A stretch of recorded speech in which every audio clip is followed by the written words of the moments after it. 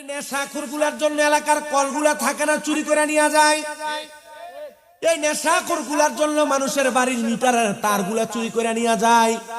নেশাখোরগুলা নেশা করে এসে নিজের ঘরের বউ পিটায়। নেশাখোরগুলা নেশা করে এসে নিজের মা বাপরে পিটায়। নেশাখোরগুলা নেশা করার টাকা না থাকলে ভেড়া যখন উঠতে যায় এরা মানুষের বাড়ি বাড়ি চুরি করে। আপনারা বলেন এমন নেশাখোর মন্দ মানুষ সমাজে আছে না নাই? আল্লাহর নবী আল্লাহর কোরআনুল কারীম দিয়ে কেন বললেন নিশ্চয় যাহারা ঈমান আনয়ন করে এবং নেক আমল করে এরাই হইল দুনিয়ার ভালো মানুষ, ভালো বান্দা। সাহাবায়ে কেরাম প্রশ্ন করে, ইয়া রাসূলুল্লাহ, ইয়া হাবিবাল্লাহ, আপনি নবী বলেন না কেন কেন আল্লাহর ওই বান্দাগুলোর অবস্থাটা কেমন হবে, আর যারা ভালো বান্দা তাদের অবস্থাটা কেমন হবে আপনি একবার জানিয়ে দেন না। প্রিয় আমার এই কাকাউস এলাকার, পাঁচগাঁও এলাকার যুবক বন্ধুরা, মুরব্বী বাবার একটু অন্তরের কানটা লাগে শোনেন বাবারা। এলাকাতে বহু মানুষ মারা যায়, কিন্তু আমরা সবাই মারা যাব এই কথার বিশ্বাস আমাদের সবার আছে। কিন্তু মারা যাওয়ার পরে আমরা জান্নাতে যাব না জাহান্নামে যাব এটার গ্যারান্টি আমরা কেউ দিতে পারবো না। আপনারা বলেন এটার গ্যারান্টি কি আপনারা কেউ দিতে পারবেন নাকি?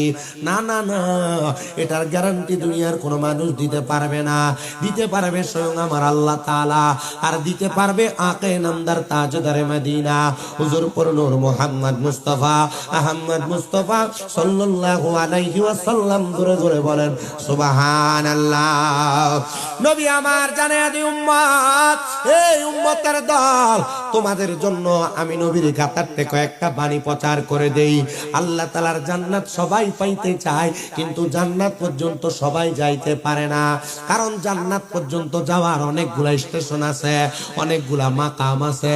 হুজুর কেমন স্টেশন আর কেমন মাকাম আপনি আমাদেরকে জানাইয়া দেন না। নবী আমার ডাক দিয়ে বলেন, ওই জান্নাতের পূর্বে আল্লাহ তাআলা ফুলসেরাত বানাইছেন, যেই ফুলসেরাতের নিচে আমার আল্লাহ জাহান্নাম বানাইছেন।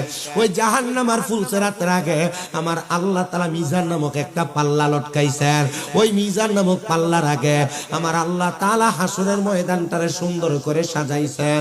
ওই হাসরের ময়দানটারে আমার আল্লাহ তাআলা সাজায়া, এলাকার মানুষ যারা তোমরা শুনতেছো মনোযোগ দিয়া শুনবা, হাসরের ময়দানের আগে আল্লাহ তাআলা বান্দার জন্য একটা মাকাম রাখছে। সেই মাকামটার নাম হলো বরজখ, যে মাকামটার নাম হলো কবর, যে মাকামটার নাম কবর। আপনারা বলেন ওই কবরে আমাদের সবার যাওয়া লাগবে কি লাগবে না? ওই কবরের পূর্বে বর্তমানে আমরা যেই দুনিয়াতে বসবাস করি ওই দুনিয়াটার নাম হলো আলমে দুনিয়া। এই আলমে দুনিয়া, হায়াতে দুনিয়ার মধ্যে আমরা যারা বসবাস করি, নবী আমার বলেন উম্মত, ও উম্মতের দলেরা, আলমে দুনিয়া এবং বরজকে আলম, এই দুইটা আলমের মাঝখানে আমার আল্লাহ তাআলা এমন একটা জায়গা রেডি করে রাখছেন, যে জায়গাটার নাম হলো সাকরাতুল মাউতের বিছানা। আমার কাকাউসের মানুষ, পাঁচগাঁওয়ের মানুষ, অন্তরের কান লাগা শোনো, শামীম রেজার তোমাদের এলাকায় আসবে কিনা এটার গ্যারান্টি আমি দিতে পারবো না। তবে আজকের বয়ান থেকে যদি তোমরা কিছু শিক্ষা না নিতে পারো, মন্দ কপাল, মন্দ কপাল, মন্দ কপাল। ওই সাকরাতুল মাউতের বিছানাটার মধ্যে প্রমাণ হয়ে যাবে। আজকে যে ভান্ডার শরীফের মাহফিল করতেছেন আপনারা, অনেক মানুষ ভান্ডারীদেরকে বন্ড বইলা খেপায়, অনেক মানুষ মন্দ বইলা খেপায়। আরে নিন্দুকেরা নিন্দা করে, নিন্দুকেরা নিন্দা করে, নিন্দা করা স্বভাব তার, নিন্দা করলে কি ক্ষতি আমার? আমার প্রাণে খুঁজে মাঝি ভান্ডার দিলে খুঁজে মাঝি ভান্ডার, নিন্দা করলে কি ক্ষতি আমার? আরে নিন্দুকেরা নিন্দা করে, নিন্দুকেরা নিন্দা করে, নিন্দা করা স্বভাব তার, নিন্দা করলে কি ক্ষতি আমার? কিসে হারাম হলো তাল, তালে লোহা পিঠে বানাই দাচুরি কোদাল। কিসে হারাম হলো তাল, আরে তালে লোহা পিঠে বানাই দাচুরি কোদাল, আরে তালে লোহা পিঠে বানাই দাচুরি কোদাল। তালে মাটি পিঠে কুড়াল বান্ড বাসন হয়তো আর, নিন্দা করলে কি ক্ষতি আমার? আমার প্রাণে খুঁজে মাঝি ভান্ডার দিলে খুঁজে মাঝি ভান্ডার, নিন্দা করলে কি ক্ষতি আমার। আরে নিন্দুকেরা নিন্দা করে, নিন্দুকেরা নিন্দা করে, নিন্দা করা স্বভাব তার, নিন্দা করলে কি ক্ষতি আমার। দেখো খোদার তৈয়ার ঢোল, দুনিয়াময় চামড়া চানি ভিতরে তার খোল। দেখো খোদার তৈয়ার ঢোল, দুনিয়ায় তার দুনিয়াময় চামড়া ছানি ভিতরে তার খোল। হায়রে নানা শব্দে বাদ্য বাজে, শুনতে লাগে চমৎকার, নিন্দা করলে কি ক্ষতি আমার। আমার প্রাণে খুঁজে মাঝি ভান্ডার, দিলে খুঁজে মাঝি ভান্ডার, নিন্দা করলে কি ক্ষতি আমার। আইরে নিন্দুকেরা নিন্দা করে, নিন্দুকেরা নিন্দা করে, নিন্দা করা স্বভাব তার, নিন্দা করলে কি ক্ষতি আমার। শোনো যত বন্ধুগণ, নিন্দুকেরে তোমরা কবু ভেব না দুশ্মন। শোনো যত বন্ধুগণ, আরে নিন্দুকেরে তোমরা কবু ভেব না দুশ্মন। তারা তরিকতের ধোপার মতো, তরিকতের ধোপার মতো দুয়ে করুক পরিষ্কার, নিন্দা করলে কি ক্ষতি আমার। আমার প্রাণে খুঁজে মাঝি ভান্ডার, দিলে খুঁজে মাঝি ভান্ডার, নিন্দা করলে কি ক্ষতি আমার। খাদেম রমেশের বাণী প্রাণ দিয়েছি পীর কদমে, যা করেন তিনি। আইরে এসব নিয়ে টানা টানি, এইসব নিয়ে টানা টানি, সেই সব আবার কি দরকার, নিন্দা করলে কি ক্ষতি আমার। বলো নিন্দুকেরা নিন্দা করে, নিন্দুকেরা নিন্দা করে, নিন্দা করা স্বভাব তার, নিন্দা করলে কি ক্ষতি আমার। একটা জবানও বন্ধ রাখবেন না, জবানটা ছেড়ে দিয়ে মোহাব্বতের আওয়াজে জুড়ে পড়েন আল্লাহু আকবার। প্রিয় মুসলমান ইমানদার, আমি যেই কথা বলতেছিলাম, কয়েকটা মাকামের কথা বলেছিলাম। আল্লাহ তাআলা জান্নাত সাজাইছেন বড় সুন্দর কইরা। জান্নাতের আগে ফুলসেরাত, ফুলসেরাতের নিচে জাহান্নাম, জাহান্নামের আগে মিজান, মিজানটা যেই জায়গায় সেই জায়গার নাম হাসরের ময়দান, হাসরের ময়দানের আগের যেই জায়গা সেই জায়গার নাম কবর, কবরের আগের যেই জায়গা ওই জায়গার নাম হলো মাকামে দুনিয়া। মাকামে দুনিয়া এবং আলমে বরজক, এই দুইটা জায়গার মাঝখানে হলো সাকরাতুল মাউতের বিছানা। ওই সাকরাতুল মাউতের বিছানার মধ্যে প্রমাণ হয়ে যাবে তরিকতওয়ালারা জান্নাতি না তরিকত ছাড়ারা জান্নাতি। বলে হুজুর কেন? কারণ তরিকত আমাদেরকে ইহদিনাস সিরাতাল মুস্তাকিম, সহজ সরল পথ, জান্নাতের পথ দেখায়। প্রমাণ হয়ে যাবে জান্নাতি কে আর জাহান্নামী কে। এবার আপনারা বলেন জান্নাতি কারা, তাদের পরিচয় আমরা জানতে চাই কি চাই না? প্রিয় মুসলমান,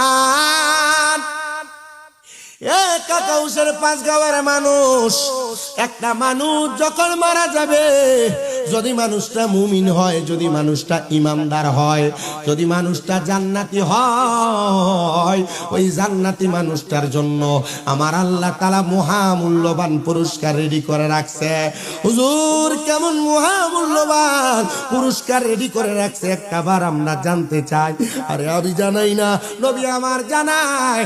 আমার আল্লাহ তাআলা যখন দুনিয়ার কোন মানুষ তৈয়ার করেন নাই, আমার আল্লাহ তাআলা সাদরাতুল ইয়াকিন নামক একটা গাছ লাগায় রাখছেন লামকানের মধ্যে। যেই গাছটারে কেউ কেউ বলেন তওবা নামক গাছ।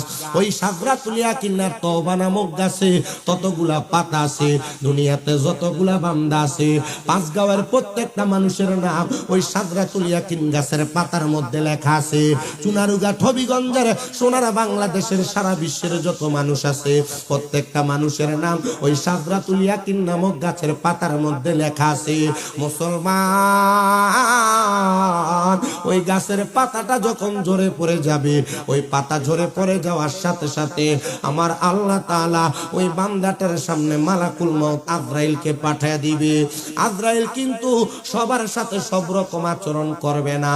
আজরাইল 2 শ্রেণীর বান্দার সাথে 2 রকম আচরণ করবে।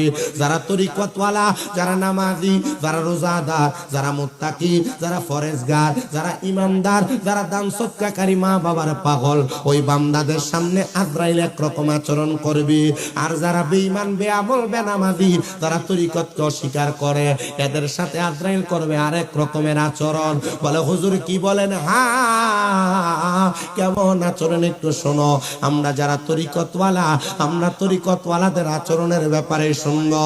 আল্লাহ তাআলার ফেরেশতা মালাকুল মাউত আজরাইল যখন একটা বান্দার সামনে চলে আসবে, বান্দার সামনে আসার সাথে সাথে আমার আল্লাহ তাআলা ওই বান্দার সামনে দুইজন রহমতের ফেরেশতা পাঠিয়ে দেয়। ফেরেশতারা বান্দাটার সামনে আইসা যখন দাঁড়ায়া যায়, ওই বান্দাটা ফেরেশতাদের সুঘ্রাণ পাইতে পাইতে বান্দা ঘুমায়া যায়। আজরাইল আলাইহিস সালাতু ওয়াস সালাম ওই বান্দাটার সামনে যখন আইসা দাঁড়ায়া যায়, ওই বান্দাটার সামনে দাঁড়ানোর সাথে সাথে বান্দাটার বুকটার মধ্যে হাতটা রাখে। আজরাইলের তাওবা বড় ভয়ঙ্কর। বলে হুজুর কেন ভয়ঙ্কর? কারণ আজরাইল যখন আদম তৈয়ার করার জন্য দুনিয়াতে হাত বাড়ায় মাটি নিয়ে গেছে, একটা খাবলা দিয়া আজরাইলে 40 মণ মাটি নিয়ে গেছে। ওই 40 মণ মাটি যে হাতের মধ্যে আটে, ওই হাত কিন্তু ছোট হাত না। ওই হাতটা আপনার আমার বুকের মধ্যে রাখলে আমাদের বুকটা চ্যাপ্টা হয়ে যাবে, আমাদের বুকটা মাটির সাথে ধুলির সাথে হয়ে যাবে।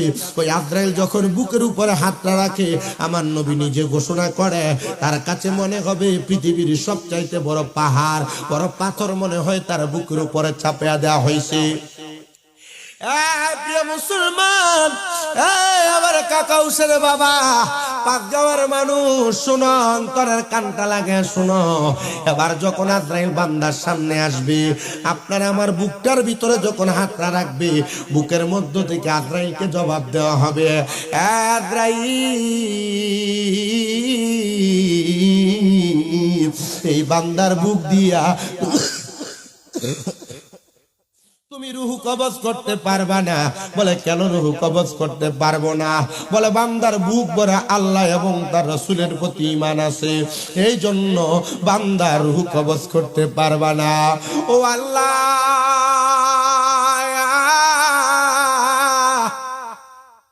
কেমন ঈমানদার আমরা জানি না গো। আমরা ঈমানের পাওয়ার দিয়া বুঝি আজরাইল চইলা যাইব, আমরা ঈমানের পাওয়ার দিয়া বুঝি আজরাইল রে বারবার বাধা দেওয়া হইব। নবী আমার জানায়া দেয় উম্মত, এই উম্মতের দল শুনো, আজরাইল তখন একটা বান্দার ঈমানের পাওয়ার থাকার কারণে বান্দার রূহটা কবজ করবে না, আজরাইল ফিরে যাবে। আল্লাহ বলবে, রে আজরাইল তোমার কাজ হলো রূহ কবজ করা, বান্দার হায়াতের বাজেট শেষ হয়ে গেছে, রূহটা কবজ করো না। আজরাইল রূহ কবজ করবে না গো। কেন কবজ করবে না? কারণ বান্দার ঈমানের দুইজন ফেরেশতা বান্দার রূহটা কবজ করতে দিবে না। এবার আজরাইল দ্বিতীয়বার আগমন করবে, আগমন কইরা আইসা বান্দার মুখটা বরাবর হামলা করবে রূহটা নেওয়ার জন্য। আজরাইল এবার জবাব পাবে, কপাল থেকে আওয়াজ আসে, রে বান্দা, হে ফেরেশতা, এই বান্দার রূহ তুমি কপাল দিয়া নিতে পারবা না। বলে কেন পারবো না? বলে বান্দার এই কপালের মধ্যে আল্লাহ নবীর প্রতি প্রেম আছে, ভালোবাসা আছে, এই জন্য বান্দার কপাল দিয়া রূহ নিতে পারবা না। কাকাউস পাঁচগাঁওয়ের মানুষ, তোমরা যারা এই কপাল দিয়া সেজদা দাও না, তোমরা যারা নামাজ পড়ো না, তোমরা যারা কপাল দিয়া মাওলার সেজদা দিয়া সুবহানা রাব্বিয়াল আলা বইলা ডাকো না, তোমরা বড় কষ্ট পায়া মরবা। আর যারা সেজদা দেয়, নামাজ আদায় করে, মসজিদের মধ্যে যায় তাদের মস্তক অবনত করে, আমার আল্লাহ তাআলা ওই সেজদাকারী বান্দাদের রূহ নিতে আজরাইলকে বাধা প্রদান করবে। আজরাইলের দ্বিতীয়বার রূহ নিতে পারবে না, ফিরে যাবে রে, ফিরে যাবে। এবার তৃতীয়বার ওই বান্দাটার সামনে আজরাইল আবার আসবে, আইসা বান্দার ডান হাত বরাবর হামলা করবে বান্দার রূহটা কবজ করার জন্য। যখন ডান হাত বরাবর হামলা করবে আজরাইলকে ডাক দিয়া বলা হবে, আজরাইল ডান দিক দিয়ে তো মুমিন বান্দার রূহ নিতে পারবা না। বলে কেন পারবো না, কেন পারবো না? বলে বান্দার ডান হাত বরাবর তার মা বা দান এবং সদকা আছে, এই জন্য বান্দার ডান হাত দিয়ে রূহ কবজ করতে পারবা না। প্রিয় মুসলমান, দান সদকা যারা করো না, বকিলামি দেখাও, সম্পদের মালিক হয়ে গেছো, আমি তোমাদের কাছে আবদার জানাই, সামনে মাহে রমজান মাস আসতেছে, রমজান মাসে গরিবদের প্রতি একটু নজর দিও, রমজান মাসে গরিবদেরকে একটু ইফতার দিও, রমজান মাসে গরিবদেরকে একটু সাহারি করায়ও, রমজান মাসে দানের হাতটাকে লম্বা কইরো, কারণ আমার আল্লাহ তাআলা রমজান মাসে দানের হাত লম্বাকারীদেরকে অধিক পরিমাণ বরকত দান করে, অধিক পরিমাণ সওয়াব দান করে। নবী আমার বলে, দুনিয়ার রমজান মাসের মধ্যে কোন সম্পদওয়ালা অথবা আল্লাহর কোন বান্দা যদি কোন রোজাদারকে যদি সম্ভব হয় একটা খেজুর দিয়া, যদি সম্ভব না হয় এক গ্লাস দুধ দিয়া, যদি সম্ভব হয় তাহলে যেন এক গ্লাস পানি দিয়া হলো ইফতার করায়, ব্যক্তির ইফতার করানোর কারণে ওই ব্যক্তি যত সওয়াব পাবে, বান্দা ইফতার করানোর কারণে তার সম পরিমাণ সওয়াব পাবে। কিন্তু রোজাদারের আমলনামা থেকে একটা ফোঁটায় রোজার সওয়াব কমতি হবে না। প্রিয় মুসলমান, এই জন্য যদি তোমার রূহ নেওয়া আটকাইতে চাও, ডান হাত দিয়া এলাকার গরিবদেরকে ইফতার সামগ্রী বিতরণ করো, এলাকার গরিবদেরকে যাকাত দিও, এলাকার গরিবদেরকে তোমার দানের টাকাগুলা দিও। কিন্তু আমাদের দেশের মুসলমানেরা গরিব দুঃখীদেরকে টাকা পয়সা না দিয়া রমজান মাস আসলে উমরা করার জন্য মক্কা মদিনা চলে যায়। না না না, আগে এলাকার গরিবদের প্রতি নজর করো, এলাকার গরিবদেরকে দেখে রাখো, এদেরকে একটু দান করো, এদেরকে একটু সদকা করো, রমজান মাসে এদের প্রতি একটু রহমতের হাত বুলিয়ে দাও। আপনারা বলেন, এই রমজান মাসে রোজাদারদেরকে ইফতার দিলে, গরিবদেরকে দান করলে, যাকাতের টাকাগুলো বিলিয়ে দিলে আমার আল্লাহ তাআলা আমাদেরকে বরকত দিতে পারে কি পারে না? প্রিয় মুসলমান, আর দুই নম্বর যেই কথা বলেছিলাম, এই কপাল দিয়া সেজদা দেওয়ার কথা, তোমরা সেজদা দিও, সেজদা দিলে আল্লাহ তাআলা তোমাদেরকে অসংখ্য বরকত দান করবে।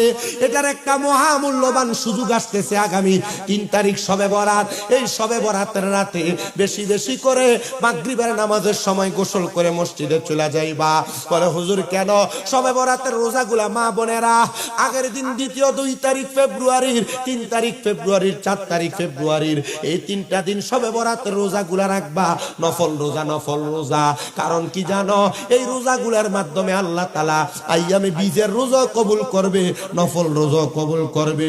শুধু তাই না, তাই না, আর যদি ওই গভীর রজনীতে আমার আল্লাহ তাআলার কাছে সেজদা দিয়া মস্তক অবনত করতে পারো, আমার আল্লাহর বান্দা যদি সন্ধ্যা থেকে সকাল পর্যন্ত, সুবহে সাদিকের আগ পর্যন্ত শবে বরাতের রাতে আল্লাহর কাছে কান্নাকাটি করে, নামাজরত অবস্থায় থাকে, কোরআন তেলাওয়াত অবস্থায় থাকে, আমার আল্লাহ তাআলা আসমানের উপরি ভাগের মধ্যে প্রথম ভাগে আয়েশা ডাকতে থাকে, কে আছো আমার কাছে? তোমার রিজিক নাই, আমি আল্লাহ তাআলা তোমার রিজিক দান করব। কে আছো আমার কাছে? তোমার অভাব আছে, আমি আল্লাহ অভাব দূর করে দিব। কে আছো রোগ মুক্তি চাও? আমি আল্লাহ তাআলা লাইলাতুল বরাতের উসিলায় তোমাদেরকে রোগ মুক্তি দান করব। কে আছো দুনিয়ার জমিনে? আমি আল্লাহর কাছে চাইবা। সন্ধ্যা থেকে সকাল সুবহে সাদিক পর্যন্ত ফেরেশতারা শুধু ডাকতে থাকে বান্দারে দেওয়ার জন্য, কিন্তু আমরা বান্দারা চাই না। শবে বরাতে কোন রকম ওয়াজ মাহফিল করে বাড়িতে যে ঘুমায় না, না না, সারা রাত্র পর্যন্ত শবে বরাতে আল্লাহর কাছে কানবা, কবর জিয়ারত করবা, কোরআন তেলাওয়াত করবা, দেখবা আমার আল্লাহ তাআলা অসংখ্য বরকত, অসংখ্য নিয়ামত তোমাদেরকে দান করে দিবে। শুধু শবে বরাত এগুলা করবা না। আমরা সুন্নিরা যারা শবে বরাত আসলে হালুয়া রুটি মানুষের বাড়ি বাড়ি দেই, আমরা রে বেদাতি বেদাতি বইলা সোশ্যাল মিডিয়ায় দেখবেন মৌলবী সাহেবরা খেফায়। বাংলাদেশে এমন কোন মায়ের সন্তান জন্ম নেয় নাই শবে বরাতে হালুয়া রুটি খাওয়াটা না যায় একটা হাদিসের কাউল দেখাইতে পারবে? বলে হুজুর কি বলেন? হা হা হা, খাবার খাওয়ানো এটা সুন্নাহ, সুন্নাহ, সুন্নাহ, আমরা সুন্নাহ মনে করে খাওয়াই। বলে হুজুর কি বলেন? হা হা হা, এরা কিপটা মানুষ, মানুষ। এই মৌলবীরা নিজে মানুষকে খাওয়ায় না, আর যারা খাওয়ায় এটাও পছন্দ করে না। এরা কিফটা বিদায়, বখিল বিদায় মানুষকে খাওয়ানিও বন্ধ করাইতে চায়। সাবধান, সতর্ক, বাতিত্বতা বন্ধন তৈরি হবে। সবে বরাতে হালুয়া রুটি বানাইবা, বাড়ি বাড়ি মহিলারা 8-10 জন মিলা একসাথে রুটি বানায়া, হালুয়া বানায়া বাড়ি বাড়ি বন্টন করবা। এটা সুন্নিয়তের ঐতিহ্য, সবে বরাতে মুসলমানের ঐতিহ্য। এটা বন্ধ করা যাবে না। এটার মধ্যে অসংখ্য বারাকা আছে, অসংখ্য রহমত আছে। সবে বরাতে বেশি বেশি করে ইবাদত করলে আপনারা বলেন ইবাদতের বরকত দিতে পারে একজন, তিনি কি? আল্লাহর নামে এও কিপটামি করে কয়, জোরে কোন তিনি কে? ওরে লোকে আমায় বলে রে মন্দ, ওরে আমার কাছে লাগে আনন্দ। আমার মন জানে আমি জানি, আমার মন জানে আমি জানি, মুর্শিদের প্রেমেতে আমি ভিখারি, নূর নবীর প্রেমেতে আমি ভিখারি। জোরে জোরে কন্যা ঠিক কিনা? তো যেই কথা বলতেছিলাম বাবা, এলাকার সুদখোর গুলার একটু শরম নাই। কুত্তারও শরম আছে, কিন্তু এলাকার সুদখোরের শরম নাই। কথা কোন ঠিক কিনা? কুত্তা দেখবা যখন প্রস্রাব করে, বালা একটা দেয়াল টোকায়, বালা একটা ওয়াল টোকায়, বালা একটা গাছ টোকায়, গাছের নিচে যায় ফাঁডালগি দিয়ে ওই জায়গায় প্রস্রাব করে। আর সুদখোর এলাকার ভিতরে প্রকাশ্যে সুদের ব্যবসা করে। কথা কোন? অনেকটি ঠিক করে না, জোরে চিন্তা করে হুজুর থেকে গেলে গা কার থেকে হলাপ তুমি এলাকা ঠিক করে না। শরম নাই, লজ্জা নাই, বিদায় প্রকাশ্য সুদ খায়। আল্লাহর নবী বলে, আমি মেরাজে যাওয়ার পরে আমি দেখছি রে এক প্রকার মানুষ যাদের পেট গুলা কাল বুয়ুতিন ঘরের মতো বড় বড় দেখা যায়। এদের পেটের মধ্যে হলুদ রঙের 2 শিংওয়ালা সাপে এদের কলিজার ভিতরে সবল মারতেছে। সাহাবায়ে কেরাম বলে, নবী, ওগো মায়ার নবীজি, আপনার কাছে জানতে চায়, আপনি বলেন না এরা কারা? আল্লাহর নবী কয়, টাকা দিয়া টাকা বাড়ায় যারা, মানে সুদে টাকা লাগায় যারা, এদেরকে বলা হয় সুদখোর। আগে তো বেড়া মানুষ সুদ খাইতো, এখন আবার বাড়ি বাড়ি বেরিয়ে তো সুদের ব্যবসা করে। প্রিয় মুসলমান, আমার খালি হাদিয়া দিয়ে তুবাইলা দেও, দেলাও দেলো, আরো থাকলে দেলো, পুরো আস্তা সুনার উঠে দেলো আমারে। এটা আমার না দিয়ে তাইরি জুড়ে দেয়। মারহাবা কোন প্রিয় মুসলমান? আপনারা জবাব দেন, সুদখোররা মরবে কি মরবে না? আস্তে কইতাছে, সুদখোররা মরবে কি মরবে না? ঘুষখোররা মরবে কি মরবে না? হারামখোরেরা মরবে কি মরবে না? চান্দাবাজেরা মরবে কি মরবে না? দখলদাররা মরবে কি মরবে না? সবাই মরবে। আরে সবাই মরবে, সবাই মরবে। মরবে কথাটা সত্য, কিন্তু মরার সময় প্রস্রাব পায়খানা কইরা দিব, মরার সময় নাকে মুখে দিয়া রক্ত বাইর হইব, মরার সময় দিব্বায় কামড় দিয়া মরব, মরার সময় চোখ উল্টে যাইব। খোদা কি কসম করে বলি রে আমার প্রিয় কাকাউস পাঁচগাঁওয়ের বাবারা, যদি মুমিন হও, ইমানদারের রূহ বুক দিয়া নেওয়া যাবে না, কপাল দিয়া নেওয়া যাবে না, ডান হাত দিয়া নেওয়া যাবে না। এবার আজরাইলের 3 বার ব্যর্থ হইয়া যখন চলে যাবে, আমার আল্লাহ তাআলা আজরাইলের 4th বার পাঠাইব। ডাক দিয়া বলবে, রে আজরাইল, ও আজরাইল, ও আজরাইল, রুহু তুমি কবজ করার জন্য ডান দিক দিয়ে হাত দিছ, বুকে হাত দিছ, মুখে হাত দিছ, এখন তুমি আমার বাম দিক দিয়ে রুহু নেওয়ার জন্য চেষ্টা করো, নিতে পারবা না রে। এ আজরাইল, রুহু নেওয়া তো সম্ভব না। আল্লাহ গো, কেন সম্ভব না? কেন সম্ভব না? আজরাইল, কেন তুমি রুহু বুক দিয়া কেমনে নিবা? নেমে নিবা কেমনে? বাম দিক দিয়া নিবা কেমনে? বান্দার বাম দিক দিয়া তার মা বাবার খেদমত আছে।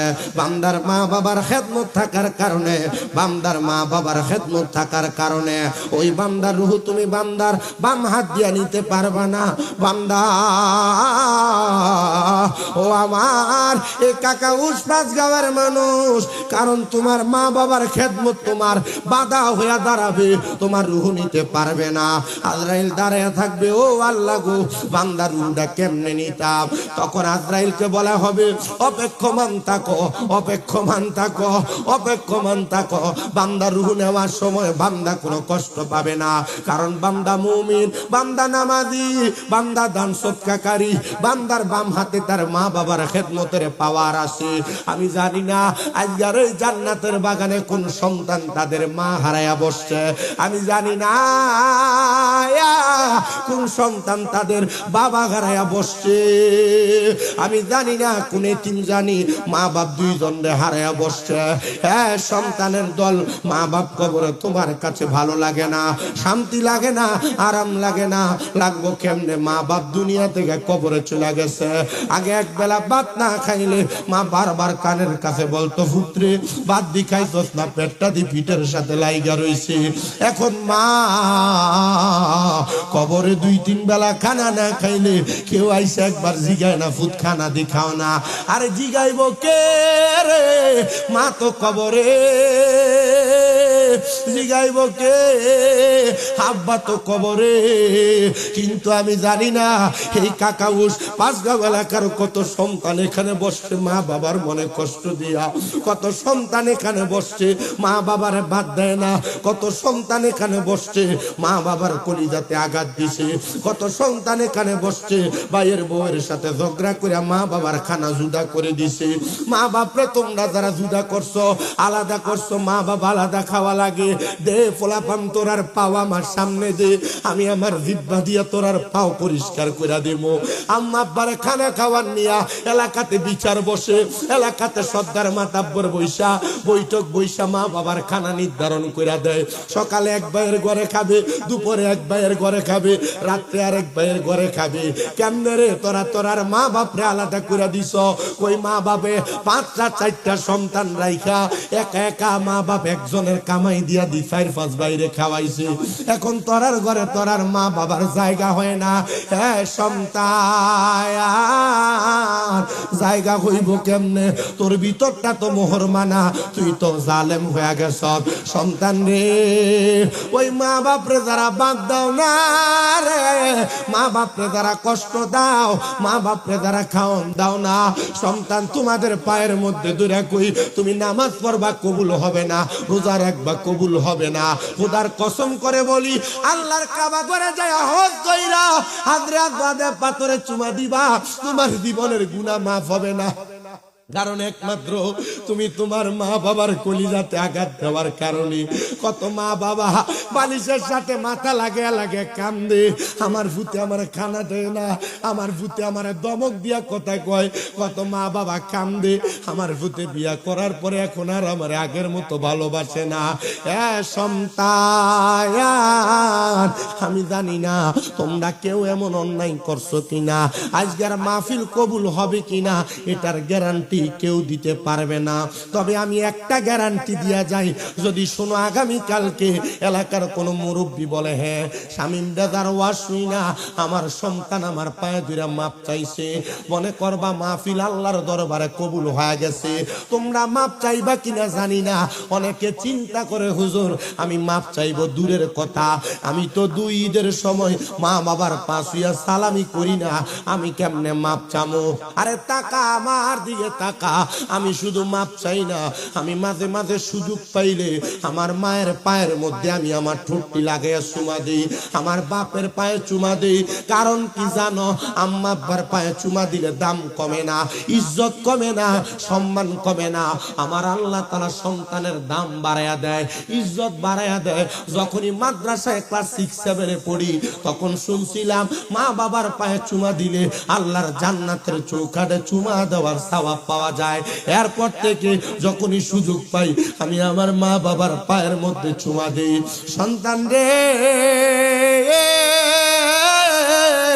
কখনো মা বাবার পায়ে চুমা দিছো কিনা জানি না, কখনো মা বাবার পায়ে ধরে মাপ চাইছো কিনা জানি না। আমি তোমার কাছে করো জোরে আবদার করি, মা বাবার পায়ে চুমা দিলে তোমার দাম কমবে না, সম্মান কমবে না, ইজ্জত কমবে না। আপনারা বলেন ইজ্জত বাড়াইয়া দিবে একজন, তিনি কি? বলে হুজুর কি বলেন, আম্মা আব্বার পায়ে চুমা দিলে কি দাম কমবে না?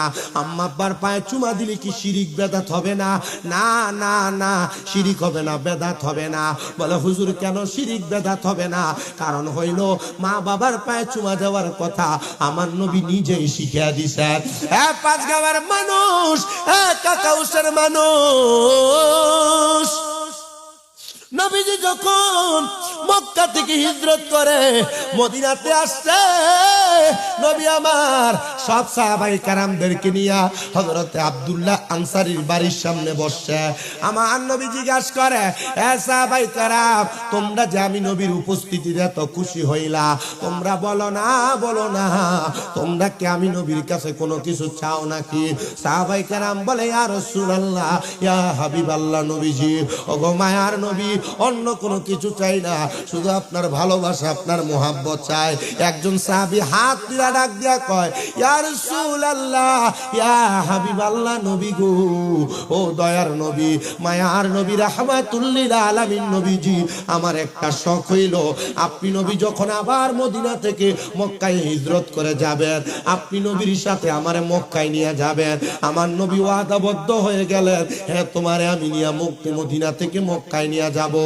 অল্প কিছুদিন হয়ে যায়, আমার নবীজি অল্প কিছুদিন পরে আবার মক্কার উদ্দেশ্যে রওনা করেছি।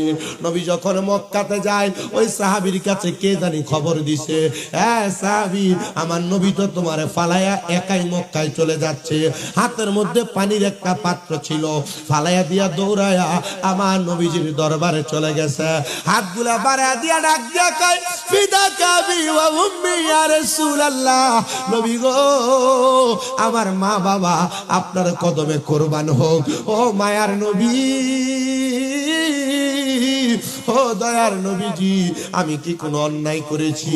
আমি কি কোনো জুলুম করেছি যার কারণে আপনি একা একা মক্কায় চলে যান, আমারে আপনার সাথী বানিয়ে নেন না? নবী আমার কয়, সাহাবীরা, না না না না না, আমি তো জানি তোমার বাড়িতে তোমার আম্মা জানো সুস্থ। আপনারা বলেন সন্তান দুনিয়াতে উম্মতেরা কি করে, এই খবর আমার নবীর জানা আছে না নাই? হ্যাঁ জানা আছে রে, জানা আছে।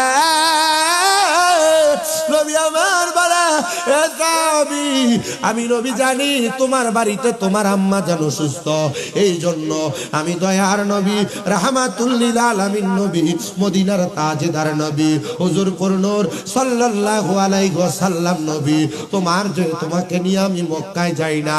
ও নবী গো, আমি তো নিয়ত করেছিলাম মক্কা বিজয় হওয়ার পরে মক্কায় যায়া মক্কার চৌকাটটার ভিতরে সুমা দিতাম।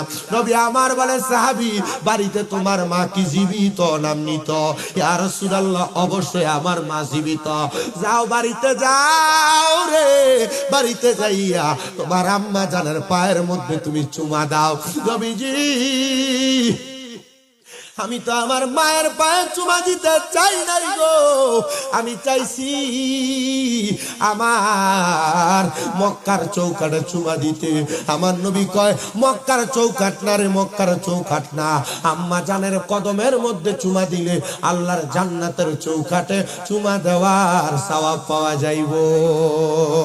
জান্নাতের চাবি আমার মা, আমাগো, জান্নাতের চাবি আমার মা, বলো জান্নাতের চাবি আমার মা, আমাগো, জান্নাতের চাবি আমার মা। ওরে মা যার বেঁচে নাই তার মতো দুঃখী নাই, বলে না, মা যার বেঁচে নাই তার মতো দুঃখী নাই, খালা ফুফু মায়ের মতো না, আমাগো, জান্নাতের চাবি আমার মা, বলো জান্নাতের চাবি আমার মা, আমাগো, জান্নাতের চাবি। ওরে ছেলে যদি যায় মারা দুনিয়া ছাড়িয়া, পশু পাখি জানার আগে মায়া যায় জানিয়া, পশু পাখি জানার আগে মায়া যায় জানিয়া, সেই মায়েরই কবরেতে আল্লাহ, সেই মায়েরই কবরেতে আযাব দিও না, জান্নাতের চাবি আমার মা মাগো, জান্নাতের চাবি আমার মা, বলো জান্নাতের চাবি আমার মা মাগো, জান্নাতের চাবি আমার মা। ওরে মা যার বেঁচে নাই তার মতো দুঃখী নাই, বলেন না, মা যার বেঁচে তার মতো দুঃখী নাই, খালা ফুফু মায়ের মতো না মাগো, জান্নাতের চাবি আমার মা। কাকা উসপাস গাঁয়ের মানুষ, আমি জানি না কে জানি মা হারায়া বাপ হারায়া বর্ষ, আল্লাহর দরবারে দোয়া করবা, আল্লাহ যেন তোমার মা বাপরে মাফ করে দেয়, মা বাবার পায়ে ধরে মাপ চাইবা, মা বাপ যেন তোমারে মাফ করে দেয়, মা বাপ মাফ না করলে স্বয়ং আমার আল্লাহ তোমারে মাফ করবে না। আমি জানি অনেক সন্তান চিন্তা করে হুজুর যাদের বাড়িতে বাবা আছে তারা বাড়িতে যাইয়া বাবার পায়ে ধরে মাপ চাইব, আমার তো আব্বা নাই, আমি কার পায়ে ধরে মাপ চাইব। অনেকে চিন্তা করে হুজুর যাদের বাড়িতে মা আছে তারা বাড়িতে যাইয়া আমার পায়ে ধরে মাপ চাইব, আমার তো মা নাই, আমার তো বাবা নাই, আমি কার পায়ে ধরে মাপ চাইব, কার পায়ে চুমা দিব। সন্তান চিন্তা করবা না, আজকের মাহফিলের আখিরি মুনাজাতের মধ্যে তোমার মা তোমার বাবার জন্য দোয়া করা হবে। খোদা কি কসম করে বলি, যদি কোনো সন্তানের মা মারা যায় বাবা মারা যায়, ওই সন্তান যদি রব্বির হামহুমা কামা রব্বায়ানি সগীরা বইলা চোখের মনি কোঠার মধ্যে একটা মাছির মাথা পরিমাণ পানি ছেড়ে দিয়ে কান্না করে, ওই পানিটা মাটিতে পড়ার আগে আমার আল্লাহ তার মা বাবার জীবনের গুনাহ মাফ করে দেয়। ও সন্তান মাপ চাইতে শরম লাগে, কিসের শরম? আম্মা আব্বার কাছে সন্তানের কোনো শরম নাই, লজ্জা নাই, মাফ চাইলায়ও, কারণ দুনিয়াতে কোটি টাকার মালিক হইতে পারবা, আম্মা আব্বারে কষ্ট দিলে খোদার কসম করে বলি ওই টাকা পয়সা দিয়া শান্তি পাইবা না। আশেক তো সুরে সুরে এভাবেও লেখে, বাবাকে তোমরা কাবা জানিও মদিনা জানিও, মাকে যদি গো তারা বেঁচে থাকে। নবী বলেন আমি সেবি নাই, সেবিতে পারি নাই, বলেন আমি সেবি নাই, সেবিতে পারি নাই, সেবিও আমার উম্মত, সেবিও আমার উম্মত। বাবাকে তোমরা কাবা জানিও, আরে মদিনা জানিও, মাকে যদি গো তারা বেঁচে থাকে। নবী বলেন আমি করি নাই, করিতে পারি নাই, আমি করি নাই, করিতে পারি নাই, পিতা মাতার খেদমত করিও আমার উম্মত, করিও আমার উম্মত। বাবার মুখেতে মায়ের মুখেতে যে তুলে দিবে খানা, রাজি থাকে রাব্বানা, রাজি থাকে রাব্বানা। নবী শিক্ষা দেয় আমি করি নাই, করিতে পারি নাই, পিতা মাতার খেদমত করিও আমার উম্মত, করিও নবীর উম্মত। কাকাউশের পাঁচ গাঁয়ের মানুষ মা বাপ কবরে, আব্বা বড় কষ্ট করে তোমারে মানুষ করছে, সামনে রোজার ঈদ আসতেছে, ও সন্তান রোজার ঈদে তুমি কত নতুন নতুন জামা কাপড় কিনবা, ঈদুল ফিতরে নতুন নতুন কাপড় কিনবা, নতুন পাঞ্জাবি কিনবা।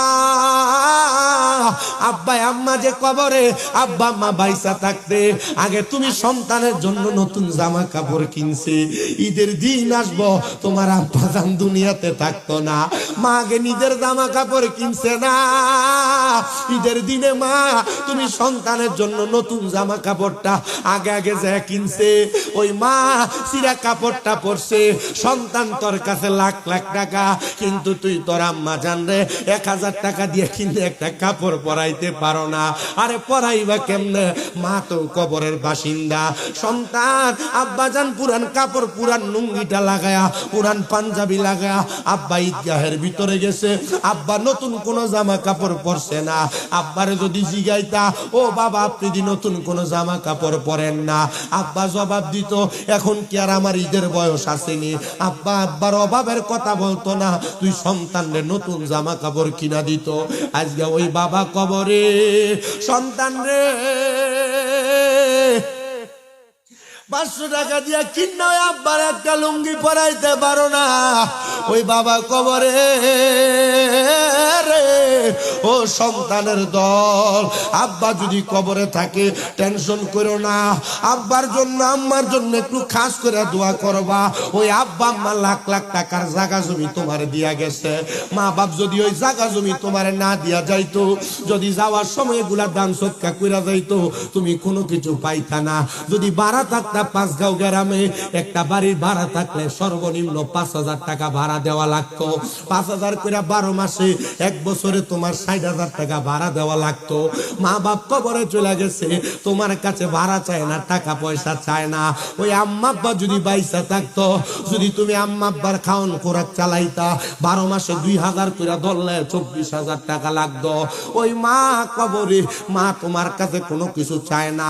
আব্বা যদি বাইচা থাকতো, আব্বার যদি প্রতি মাসে 1000 টাকা করে হাত খরচ দিতা, 12 মাসে 12,000 টাকা আব্বারে হাত খরচ দেওয়া লাগতো। ওই আব্বা জান কবরে, সন্তান একটাবার চিন্তা করে দেখো, আব্বা তো তোমার কাছে টাকা পয়সা কিছু চায় না। আল্লাহর নবীর সাহাবী হযরতে সাদ ইবনে উবাদা রাদিয়াল্লাহু তাআলা আনহু বলে, আমার মা মারা যাওয়ার পরে আমি আমার নবীর কাছে যাইয়া বললাম, ইয়া রাসূলুল্লাহ, আমি তো আমার মায়ের অনেক ওয়ারিসের সম্পত্তি পাইছি, আমার বাবার সম্পত্তি পাইছি, আমি সন্তান হইয়া আমার মায়ের জন্য কিছু করব কিনা? নবী আমার বলে, ও সাহাবী, যাও যাও যাও, তুমি তোমার আম্মার জন্য সদকা করে দাও। সাহাবী বলে, নবীজি আপনাকে সাক্ষী রাইখা আমার একটা খেজুরের বাগান আছে মিকুয়াদা, ওই বাগানটা আমার মায়ের জন্য আল্লাহর রাস্তে সদকা করে দিলাম। আমার নবী ডাক দিয়া কয়ে, সাহাবী তুমিও সাক্ষী থাকো, এই খেজুরের বাগান থেকে যত মানুষ খেজুর আহার করবে, আমার আল্লাহ তাআলা তোমার মার কবরে জান্নাতি খানার ব্যবস্থা করে দিবে। পরের দিন সকালবেলা নবীর সাহাবী হযরত সাদ ইবনে উবাদা কান্না করতে করতে নবীজির দরবারে আইসা ডাক দিয়া কয়, ইয়া রাসূলুল্লাহ, ইয়া হাবিবাল্লাহ, নবী গো, ও মায়ার নবী, আমি স্বপ্ন দেখছি আমার মা জান্নাতের খানা খাইতেছে।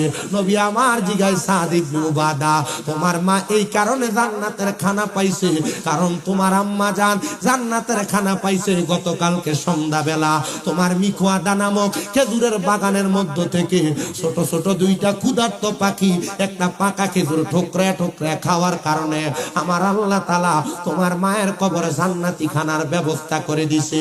এখানে অনেক সন্তান আছে, আপনাদের মা কবরে, আপনাদের বাবা কবরে, আমি বেশি কোনো সন্তান চাইবো না, একজন সন্তান চাইবো যে শুধু হাতরা বাড়ায় বলবে, হুজুর আমার মা নাই, আমার বাবা নাই। এই মাহফিলটা 9তম মাহফিল, আগামী বছরে মাহফিলটা হবে। আমার মাকে মোহাব্বত কইরা ভালোবাসা, বাবারে মোহাব্বত কইরা ভালোবাসা আমি 10,000 টাকা আগামী বছরে মাহফিলে দান করে দিব।